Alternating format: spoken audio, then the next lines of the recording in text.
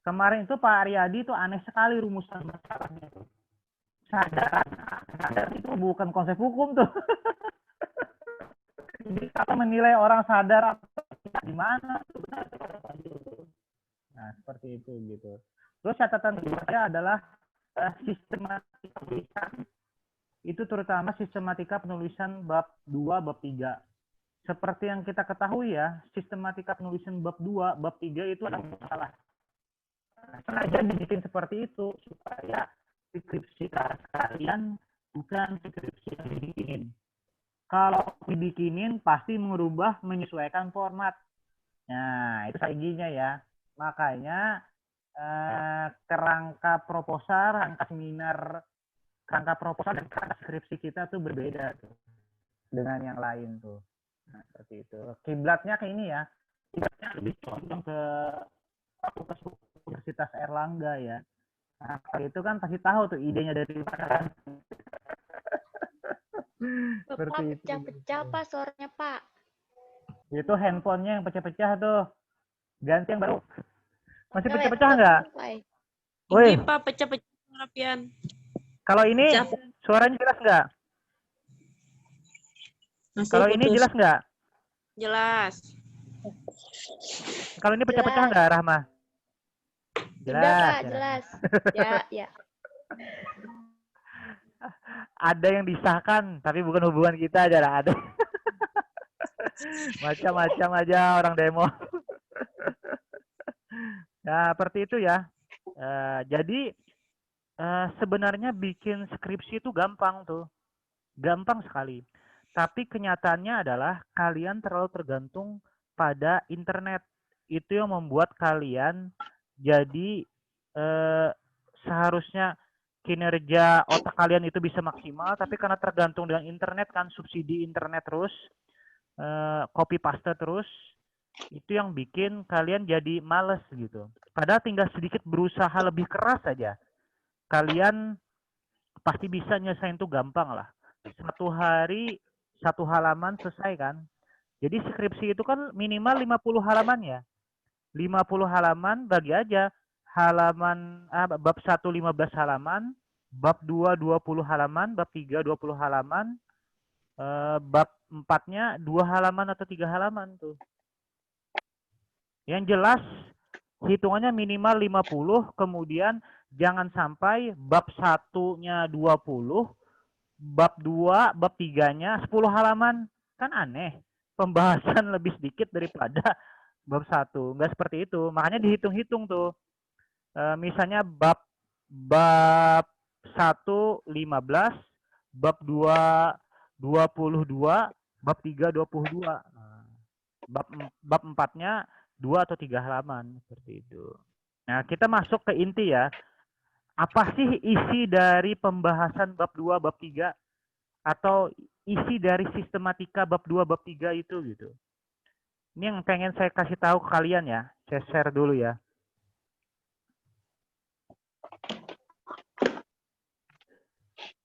Ini ada chat nih. Apa isi chat bagiannya nih? Pakai absen kah? Nggak pakai absen ya. Jadi siapa yang hadir aja ya. Bentar.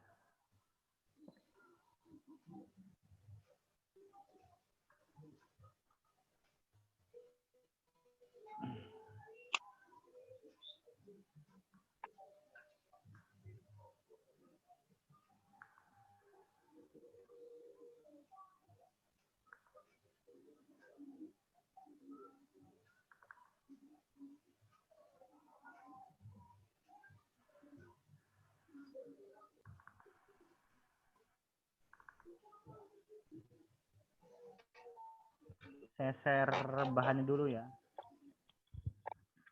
Saya share bahannya dulu.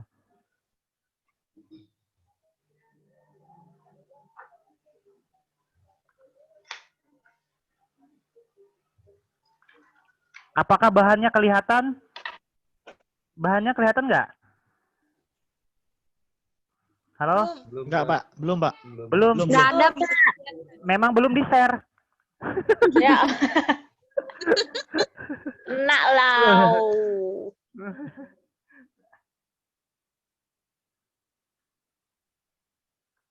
Bentar ya.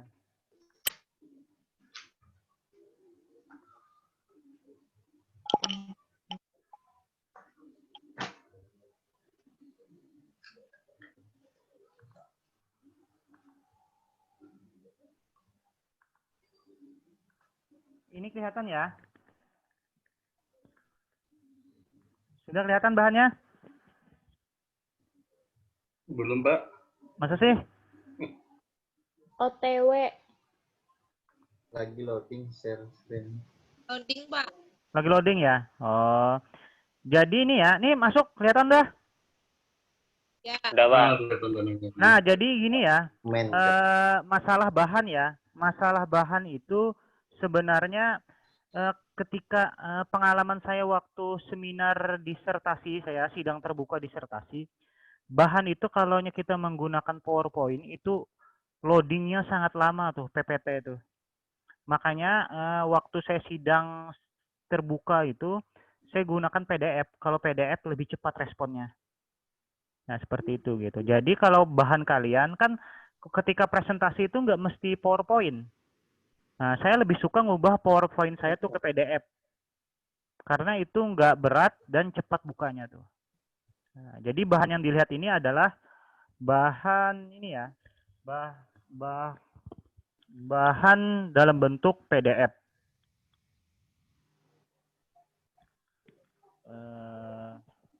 Ini tahap 3 ya. Ini kita ini dulu nih.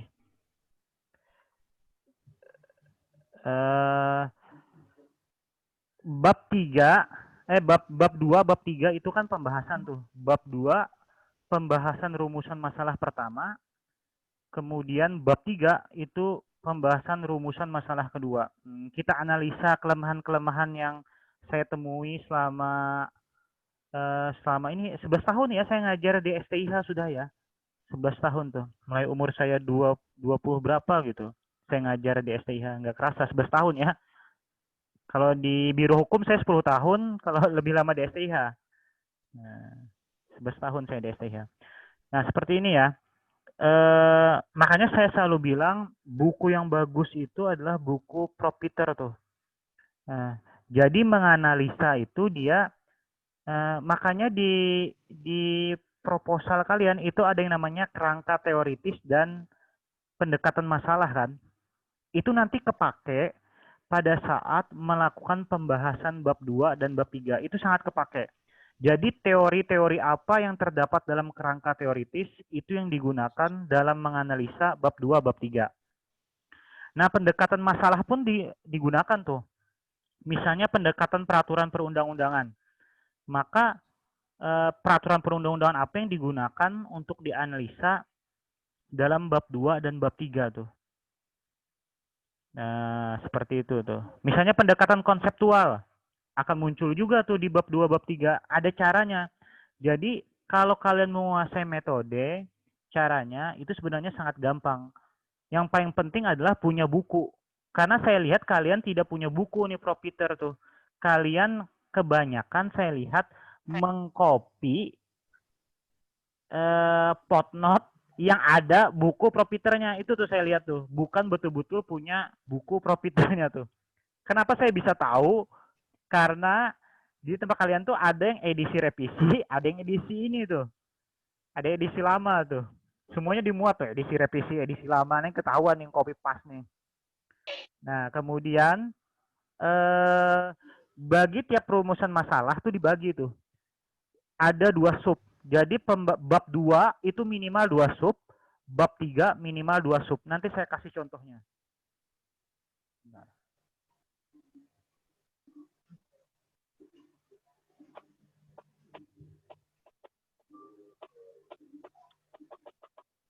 Kemudian ingat kembali keresahan, tuangkan dalam tulisan. Kemudian perhatikan, itu kemarin ada yang bahas ini ya. Siapa tuh? Bahas apa Pendi ya? Bahas teknik deduktif, induktif. Siapa tuh? Pendi ya? Waktu seminar proposal kemarin. Iya, Pak. Nah, saya masih ingat tuh. Nah, itu tuh nggak sembarangan disebutin aja tuh. ada teknik deduktif, makanya mata kuliah argumentasi hukum itu ngajarin itu tuh cara nganalisa. Ada yang teknik deduktif, deduktif itu kan dari umum ke khusus. Kalau induktif dari khusus ke umum tuh, itu nanti ngaruh juga tuh. Nah, kelemahan kalian waktu menulis itu adalah kalian tuh menulis jadi tuh. Soalnya nulis tuh poin-poinnya saja tuh. Ini misalnya kita membahas yang ditulis tuh poin-poinnya saja. Poin-poinnya saja ditulis. Jangan langsung per paragraf. Poinnya itu yang dikembangkan jadi paragraf. Seperti itu. Suaranya pecah, Pak. Nah, gendang telinga ansor kalau. Lah. Ini suaranya masih pecah. Udah Enggak, enggak, Pak. Pak. Oh, ini pada sudah upgrade nih. Kenapa? Running out 10 tinggal 10 menit lagi nih ya. Padahal udah di setting nih. Setting yang gratis kan. Apa habisin gratisannya ya? Tapi nanti kalau habis kita sambung lagi ya. Yang ini dulu nih. Saya kira ini kan pakai yang STIH punya Pak Jul nih. Nah, cara nganalisa seperti ini nih. Bentar. Saya kecilin dulu. Nah, ini cara nganalisanya ya. Nah, cara nganalisa itu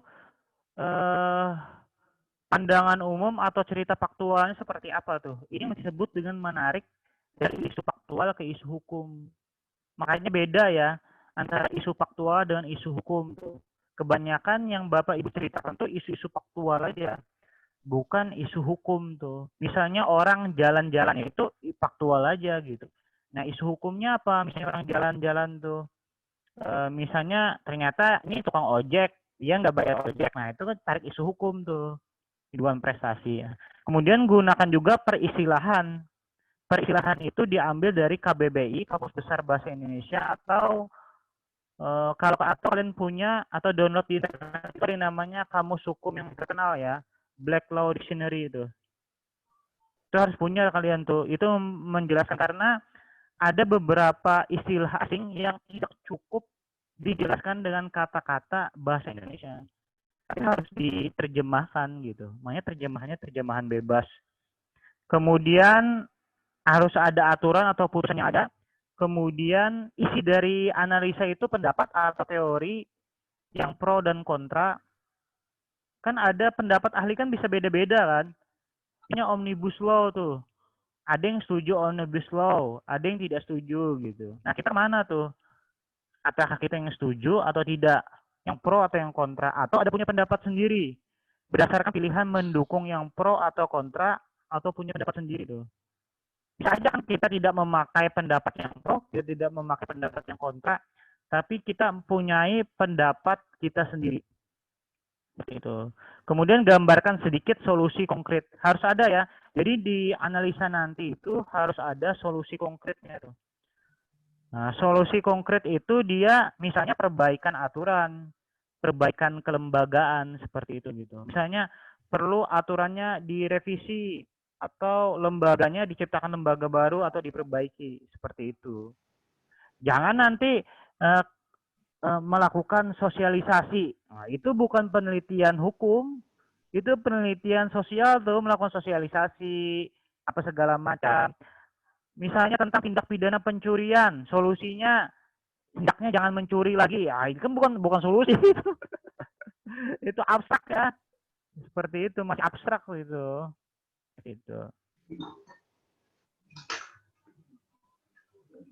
Nah, ini contoh perdata ya. Saya pakai punya siapa nih? Punya Cindy ya rasanya ya. Iya kan? Punya Cindy ya rasanya ya, Cindy ya. Alasan pembatalan jual beli tanah punya Cindy ya. Halo Cindy.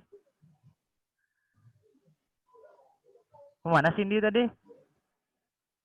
Iya Pak, punya saya. Masih sama atau berubah judulnya? Sama Pak. Ya, siapa dosen pembimbingnya kemarin? Pak Joni sama Pak Fitria Deni.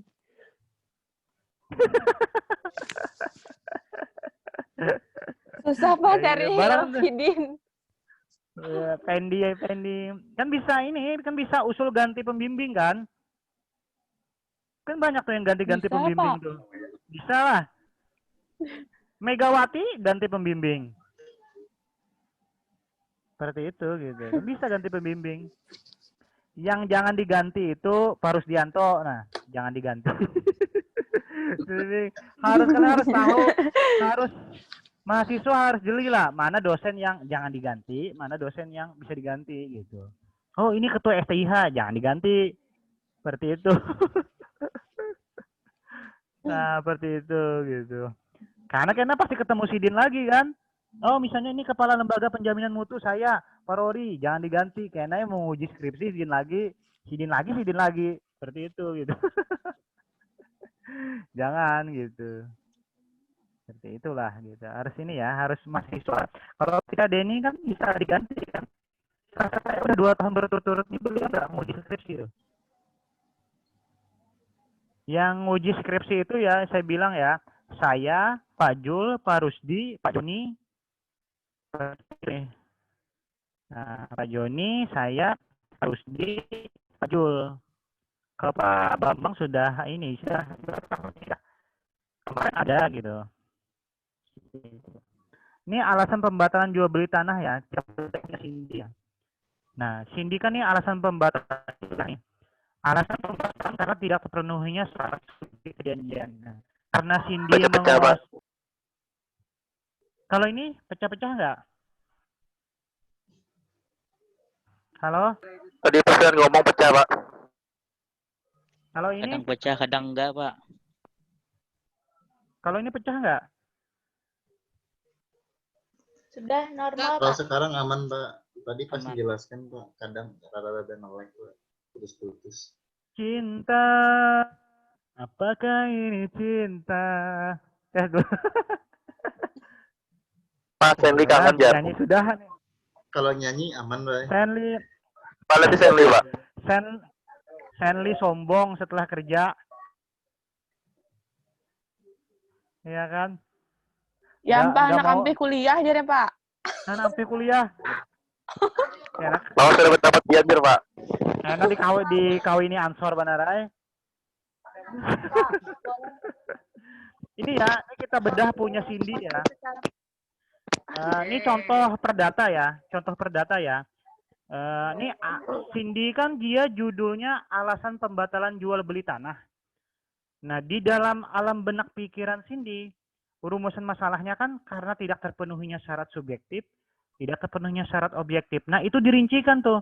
Syarat subjektif apa aja tuh? Sepakat, cakap. Nah, kemudian pembatalan karena tidak terpenuhinya syarat kesepakatan, kemudian pembatalan karena tidak terpenuhinya syarat cakap. Nah, itu dijabarkan tuh. Kemudian akibat hukumnya apa? Itu dijabarkan tuh. Jangan nanti misalnya alasan pembatalan karena tidak terpenuhinya syarat subjektif. Langsung menulis semua. Menulis baku hantam.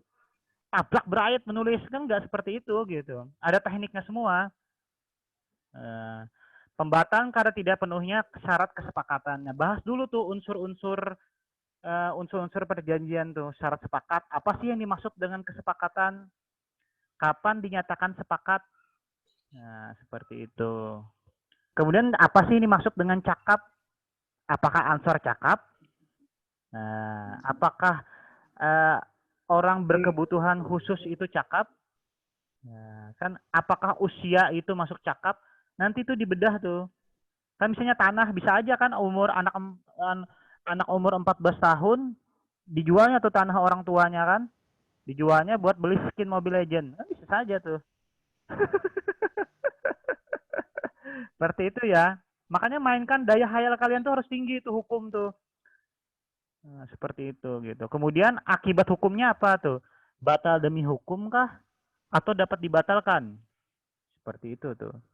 Kemudian alasan pembatalan karena tidak terpenuhinya syarat objektif perjanjian. Ini khusus perdata ya. Karena nanti ada pidana, ada HTN tuh. Nah, syarat objektif misalnya suatu syarat hal tertentu, sebab yang halal. Nah, apa sih yang dimaksud dengan sebab yang halal? Apakah harus sesuai dengan kitab suci? Enggak kan? Yang dimaksud dengan halal dalam peraturan perundang-undangan itu adalah tidak bertentangan dengan peraturan perundang-undangan. Tuh. Seperti itu. Tapi kalau misalnya Cindy hanya seperti ini, nanti ini kayaknya sama dengan skripsi yang lain. Makanya kemarin Cindy saya arahin waktu dia konsul judul dengan rumusan masalah, coba angkat yang beda deh. Hubungkan dengan tata ruang. Bisa saja kan Cindy punya tanah, dia jual tanahnya, ternyata tanahnya adalah tanah yang berada di kawasan ini, Swaka Alam, kan bisa saja kan? Cindy menjual tanah nasional Tanjung Puting. Bisa saja kan? Nah, ini gambaran tapi nangkep ya, maksud saya ya. Arah pembicaraan saya nangkap ya, Cindy nangkap ya.